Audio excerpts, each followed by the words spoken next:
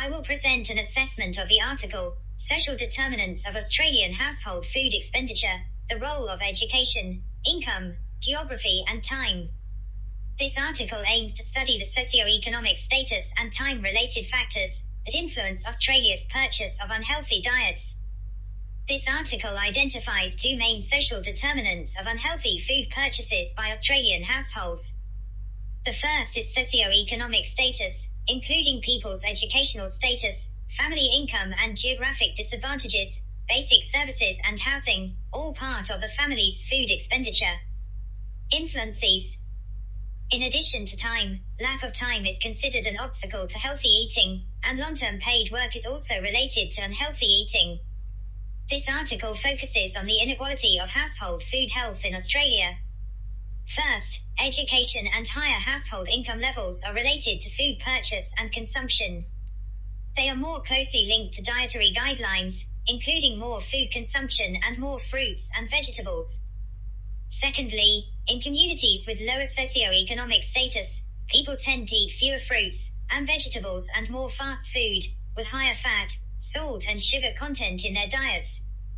Third, compared with groups with low socio-economic status, groups with high socio-economic status may have better health knowledge. They can obtain more health measures through financial, social and community capital. They are more capable of delaying satisfied to stay healthy weight and pursue health. Why eating behaviours more effectively. In addition, the time limit is also highly related to Australia's socio-economic status. People with higher education, people living in the richest households or poorest areas are most likely to hurry sometimes or often when cooking. People are unlikely to follow dietary guidelines. Main result. 1. Household income seems to have the closest relationship with food expenditure. This paper finds that people from families with low socio-economic status allocate more food budgets to raw and processed foods consumed at home and reduce dining out to limit their food expenditures.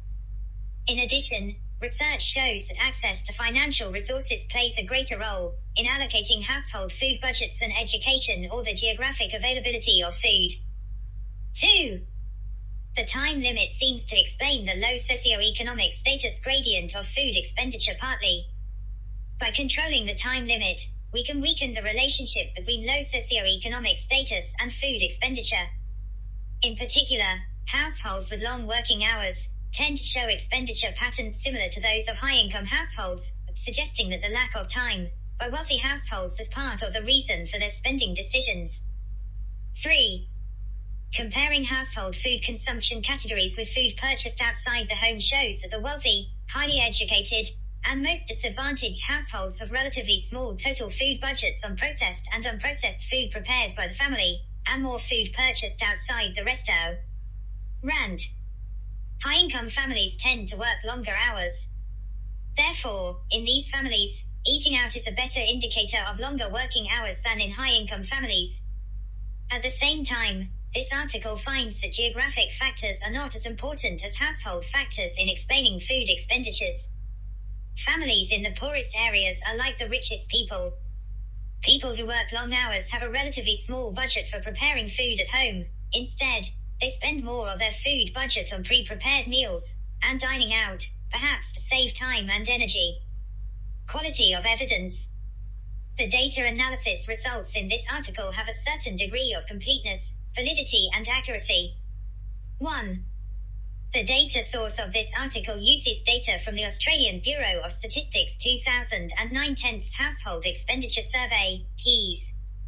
The survey used a stratified, multi-stage cluster designed to sample private residential residents in urban and rural areas of Australia, 97% of the Australian population. And the survey collected a series of different types of household income and expenditure information.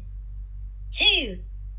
This paper uses regression analysis to test the relationship between household food budget expenditures on various food types, and socio-economic status and time constraint variables. 3. All analyses were done through the Remote Access Data Laboratory of the Australian Bureau of Statistics, using the Stata version 10 statistical software package. This article uses the weights provided by the Australian Bureau of Statistics to represent the Australian population. Nevertheless, this article does not control stratification and clustering because they did not provide them with information in the dataset. 4. This paper conducted an F-test for the joint significance of each SES variable's trend and time-constrained variables. The time limit at 95% or higher is commonly significant. At the same time, the data sources of this article also have certain limitations. First of all, this research relies on second-hand data or third-party data resources, and does not have any first-hand collected data. Secondly, there is no clear analysis of relevant factors for the data on unhealthy food purchases by Australian households studied in this article. Instead, it is replaced by family food pointing out, which is somewhat different from the real eating behavior. Third, the socio-economic level gradient analyzed separately masks some possible causal effects of unfavorable factors on healthy eating. Finally, the type of analysis conducted in this article is limited to conventionally measured socio-economic level indicators, and does not include socio-cultural factors that affect dietary choices. These include the role of food in pleasure, family harmony and social group identity, and the non-economic assessment of health risks, which are influenced by perceptions of the importance of healthy behaviors and attitudes towards healthy nutrition. Author's suggestion. In response to the research results, when considering strategies to respond to Australian households buying unhealthy diets, policymakers need to realise that they can only identify individual and specific dietary health risks by observing individual socio-economic indicators. On the contrary, they should consider a variety of unfavourable factors when choosing policies. As far as the time limit of dietary patterns is concerned, reasonable policies should depend on the socio-economic characteristics of the relevant groups. For those outside the labour market with limited time, a food environment that provides healthy and convenient food should be provided. Opportunities for health professionals.